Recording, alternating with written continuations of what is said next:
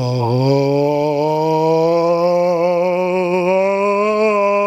you're so cool, Brewster!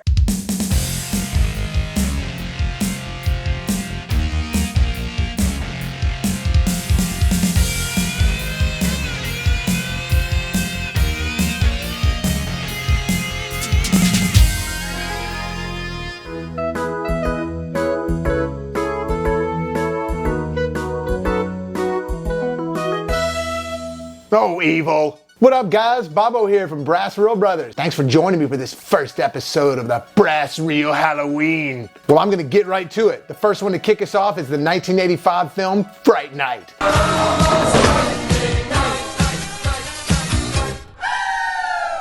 Directed by Tom Holland. Starring William Ragsdale, Chris Sarandon, Amanda Bierce, and Roddy McDowall. Well, right off, I'm going to tell you this is my favorite vampire movie. Not only because it's from the 80s, just because I love the lore behind it, I love the feel behind it. It's cool, it's sleek, it's seductive, and the makeup effects on the vampires are awesome. Everything about this movie I love. I thought it was great. The soundtrack is awesome by Brad Fiedel, or Fiedel.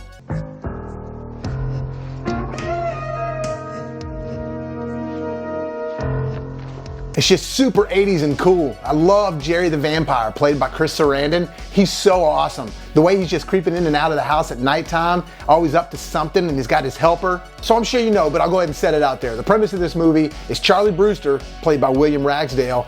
He's living next door to this guy who's moving in, Jerry, who we all know as Jerry the Vampire. And Charlie Brewster keeps on seeing just weird things that are going on. He just gets kind of suspicious about it. And the movie opens up with this awesome scene that we get to see of him sleeping and he's watching Fright Night on the television, which is this kooky show about this guy who's a vampire hunter. You know, it's just all an act, played by Roddy McDowall. But it starts off with you seeing that, and you just get to see all these elements from the 80s in his room. Like, anybody who was a kid or a teenager at that time could relate with this room. I loved it. But again, that music is awesome. Just a boom, boom, boom, wow, wow.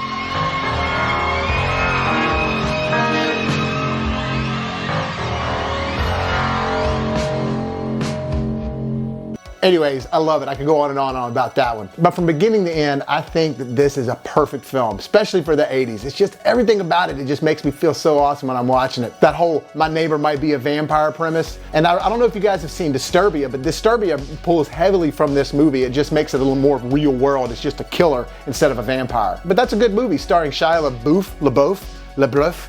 Do it! But that actually is a really good movie. It's PG-13 horror, but it still is really good. We got Stark up top. He's gonna beat us tonight.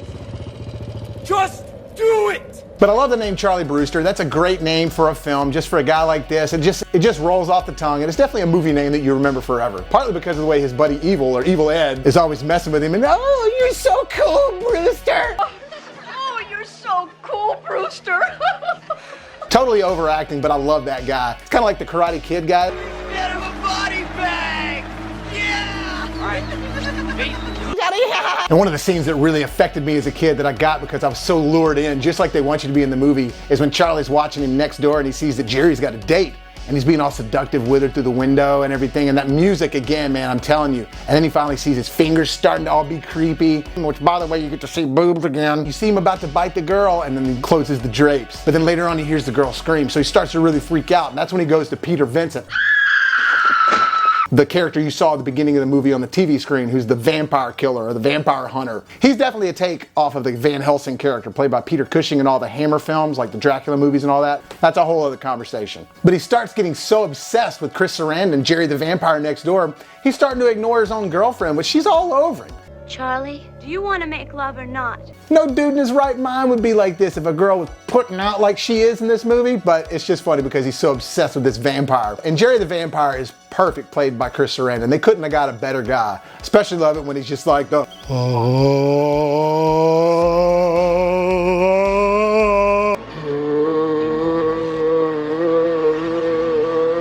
but he's so suave the whole movie. And it's just a great take on a vampire I love. Because up at this point, you'd always seen like Dracula and just really gothic or creepy, and to have this really cool, sleek vampire, I just thought it was really cool. One of the things I think is great when he's ignoring his girl so much is when she just smashes that sloppy Joe in his face. Ugh. Charlie?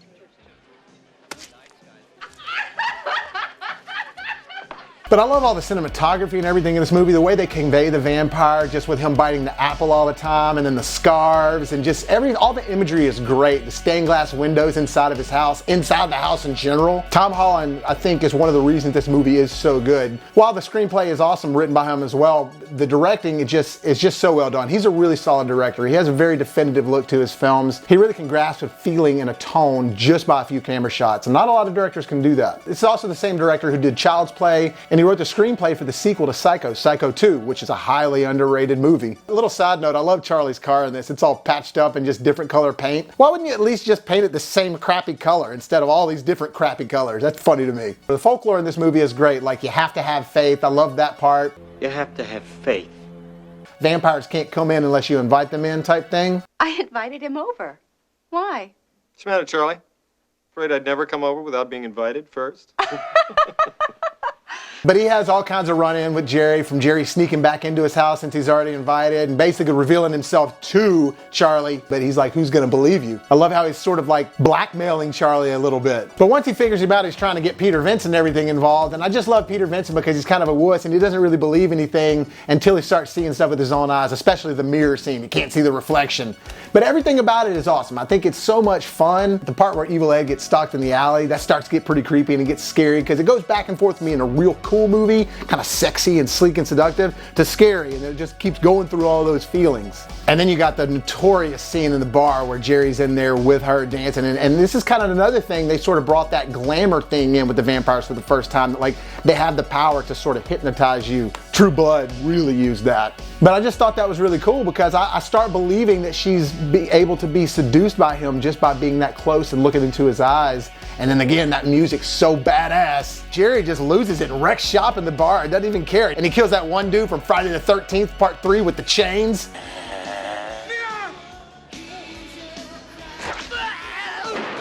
And now he's bitten the girl, and at this point it's all about saving her. It's just all about Peter Vincent and Charlie saving her. There's this other part where Evil Ed gets stabbed by Peter Vincent. He gets turned from a wolf back into a vampire or a human or whatever. That's another thing. Are they shapeshifters? At first I thought that was a werewolf, but anyways. And then they have the whole faith thing, you know,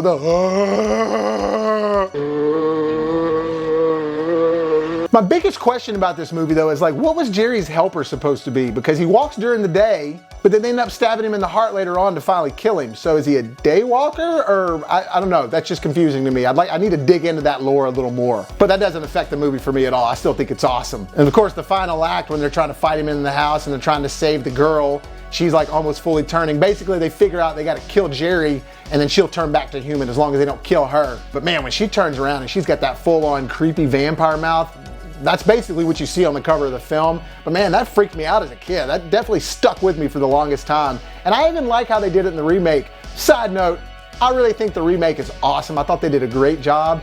What I want from a remake is for them to do something new and different and not just copy and paste it. While paying a ton of homage to the original, which they did, they totally went their own direction with it, made it their new movie, made it something separate from the original, kind of like the new Child's Play remake. Now I can like both of them depending on what mood I'm in. And there's also a cameo by Chris Sarandon in the new Fright Night. He plays a cop. Overall though, this movie is a blast. Totally recommend it. I couldn't recommend it anymore. Like, this is my favorite vampire flick all across the board too. The horror's good in it, the coolness is good in it, the quality of filmmaking is good in it. It just checks all the boxes for me. And it ends just like it started with them watching TV, except they're hooking up this time. And then the ending song that's going in the credits is hilarious.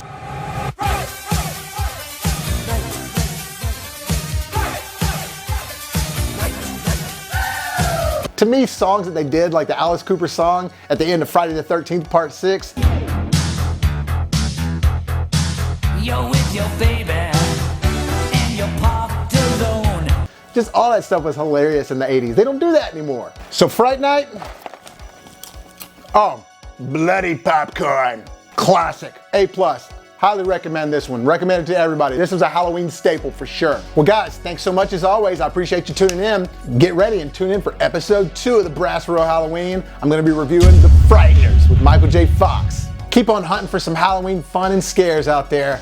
Remember, hit the like and subscribe button so you can help us get famous over here. And also click the notification button too. All that stuff helps us. You can find BrassReel Brothers on Facebook. You can find Bobby Williams on Facebook. Find me on Twitter, BrassReel Bobby at BrassReel.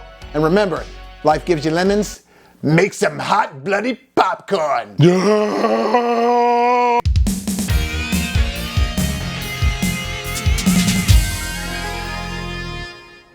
have to have faith.